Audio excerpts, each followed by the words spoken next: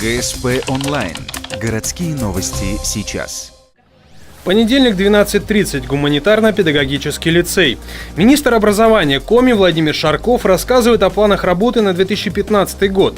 В этом году планируется увеличение количества сдачи ЕГЭ на человека. Например, подавляющее большинство школьников, сдающих математику, выбрали не только базовый, но и профильный уровень экзамена. Также для выбравших иностранный язык появилась устная часть.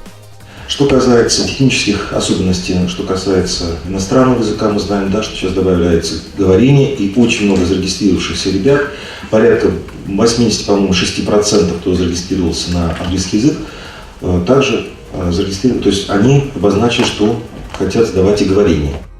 Изменения коснутся и школьников, а точнее учебной униформы. В ноябре прошлого года были определены рекомендованные комплекты одежды для общеобразовательных организаций республики.